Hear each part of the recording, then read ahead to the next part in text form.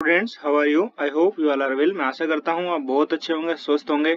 आज बेसिकली मैं यहाँ पे लेकर आया हूँ 5th स्टैंडर्ड हिंदी मीडियम की हिंदी की टेक्स्ट बुक, ठीक है, जिसका नाम है चैप्टर नंबर 9th है, ठीक है, 9th और चैप्टर का नाम है अक्षरमाला, ठीक है। इसके पहले 8 के 8 चैप्टर्स मैं आपको पढ़ा चुका हूँ। अगर आपने नहीं देखा होगा तो प्लीज आप उसे जाके वीडियोस को देख लीजिए, आपको बहुत अच्छे से समझ में आएगा। चलते स्टार्ट करते हैं। चैप्टर में बेसिकली है क्या, तो अक्षरमाला है चैप्टर का नाम, जिसमें हमें अक्षरों के बारे में पढ़ना है, ठीक है।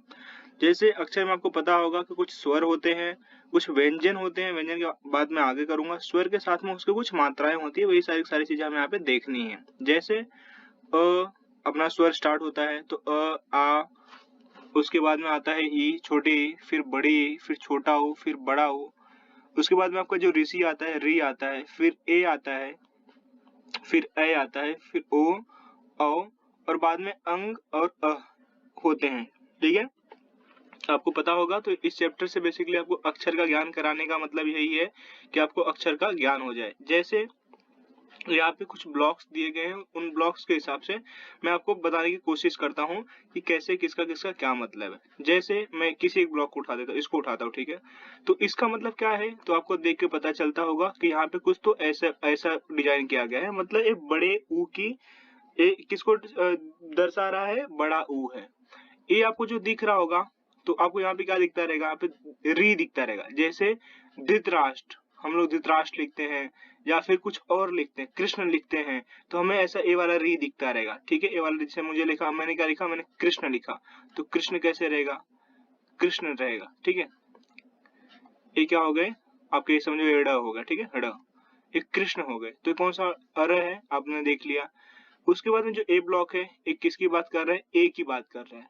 जैसे एरावत, ठीक है। उसके बाद में देखो ऊपर क्या होती है, एक लाइन होती है किसी भी अक्षर के ऊपर। जैसे मैं अक्षर अ लिखता हूँ तो आपको पता होगा कि अक्षर अ है, अ के ऊपर क्या होती है, लाइन होती है, ठीक है। ये ब्लॉक उसको दर्शा रहा है।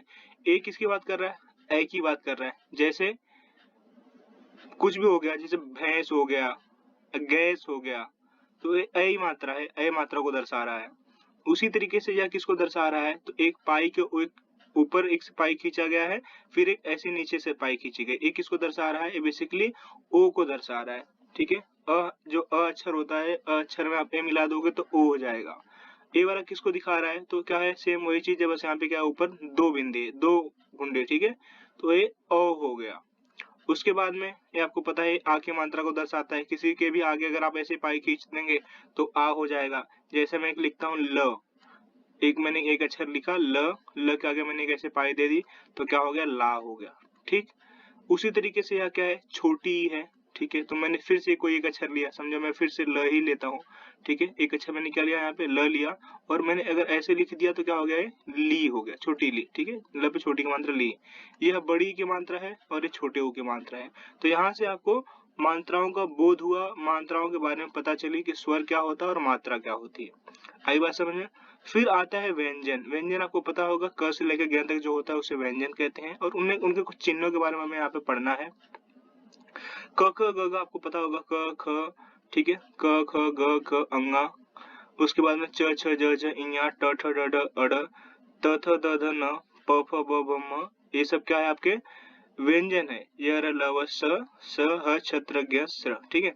ये सब के सब व्यंजन है। तो यहाँ पे बेसिकली एक चार्ट पे सारे के सारे व्यंजन जो उनके कार्ड हैं, उन कार्ड्स को यहाँ पे इन्होंने क्या कर रहे हैं, बच्चे स्टिक कर रहे हैं। तो आपको पता होगा, आप 5th में आ गए हो तो आपको पता होगा कि व्यंजन क ख ग घ क्या होते हैं, उन पे मात्राएं लगा के हम कैसे लिखते हैं। जैसे क पे कों की मात्रा लगाए तो कंग हो गया, क पे अ की मात्रा लगाए तो क हो गया, ठीक है। कोमल हो गया, क पे ओ की मात्रा लगा दिए तो को हो गया, ठीक है। ये देखिए, क पे ओ की मात्रा लगा दिए तो ये क्या हो गया, को हो गया। फिर उसके आगे म होता है, या फिर को हो गया, फिर क्या हो गया, कोमल हो गया, ठीक है। ये क्या हो गया, कोमल। इसको आगे बड़ी की मात्रा लगा दिए तो क्या हो जाएगा, ये कोमली हो जाएगा। उस तरीके से आपको मात्रा का ज्ञान हो गया रहेगा। तो ऊपर दिए गए वर्डों का शुद्ध वाचन करके विद्यार्थियों से शुद्ध, ठीक है। तो बेसिकली कहने का मतलब है कि आप इन्हें पढ़िए, इन सारे सारे जो भी वर्णमाला दी गई, यहाँ पे जितने भी व्यंजन दिए गए हैं, जितने भी स्वर दिए गए हैं, और उनसे क्या करिए, आप शब्द बनाने की कोशिश करिए, ठीक है। जितने भी आपसे शब्द बन पाते हैं उतने क्या करिए, आप शब्द बनवाइए। और व्यंजनों से 5 संयुक्ताक्षर शब्दों की सूची बनाओ। तो आपको वही करना है, इन सारे व्यंजनों को मिला के 5 ऐसे शब्द बनाना है। तो आप 5 नहीं 10 बनाइए, जितना भी कोशिश करिए, जितना भी आपको आ सके उतना आप बनाने की कोशिश करिए, ठीक है। इस तरीके से चैप्टर मैंने खत्म किया। जो नेक्स्ट चैप्टर है इसका, इसी का ब है, ठीक है, एक बार उसे देख लेते हैं। हाँ, इसी का ब है, 9th लेसन का ब है, तो मैं वो भी साथ में ही करा देता हूँ, ठीक है। देखो, समझो और पढ़ो। आपको देखना है, आपको समझना है और आपको पढ़ना है।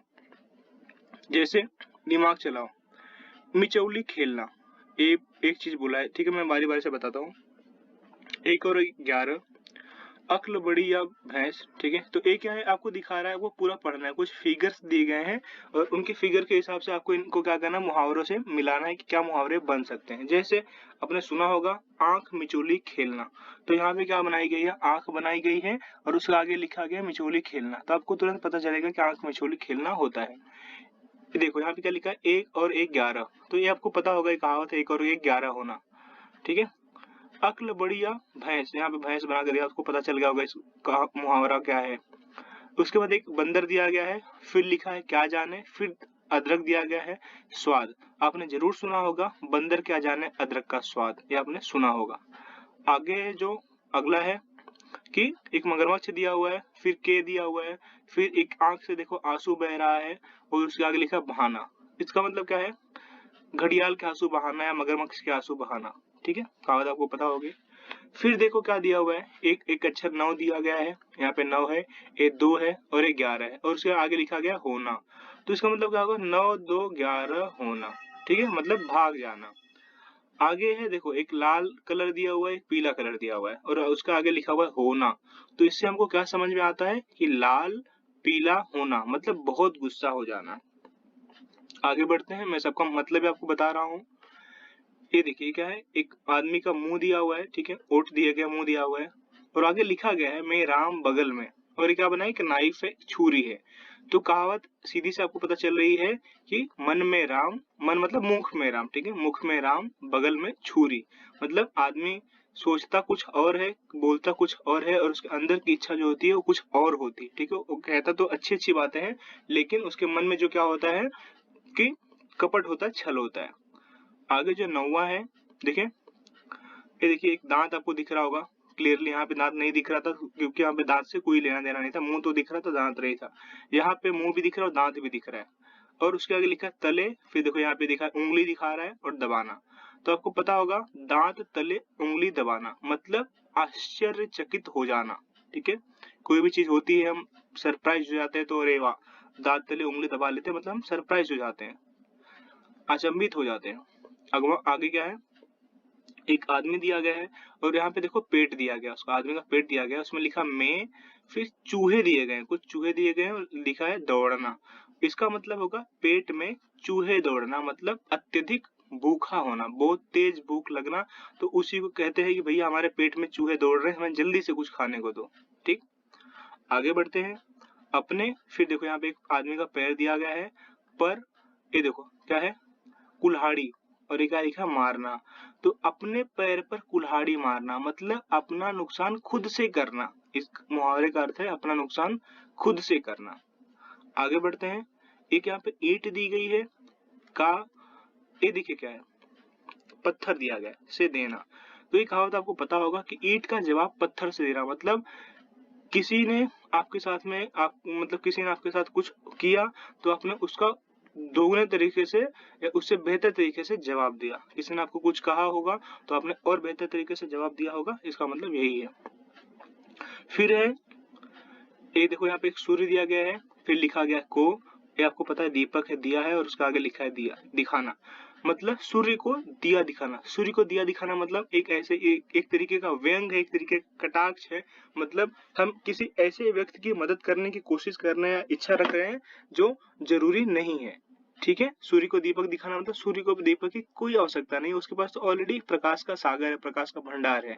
उसी तरीके से कोई अगर ऐसा व्यक्ति है जिसे हम मतलब कुछ मदद करने की कोशिश कर रहे हैं या कुछ बताने की कोशिश कर रहे हैं, या कोई किसी ज्ञानी पुरुष को अगर हम कुछ बता रहे हैं तो उसका मतलब होगा कि सूर्य को दीपक दिखाना, क्योंकि वो खुद ही ज्ञानी है, हम उसको क्या ज्ञान देंगे। अगला है और आखिरी है, ये देखिए घर दिखा है, एक घर बनाया गया है, यहाँ पे लिखा है की, उसके आगे एक मुर्गी बनाई गई है, मुर्गी बनाया, आपको दिख रहा होगा ये मुर्गी है। और देखिए यहाँ पे दाल दिखे, मतलब कटोरा रखा हो, कटोरे में कुछ पीला पीला रखा है तो दाल ही होगा, क्योंकि घर में दाल बनती है।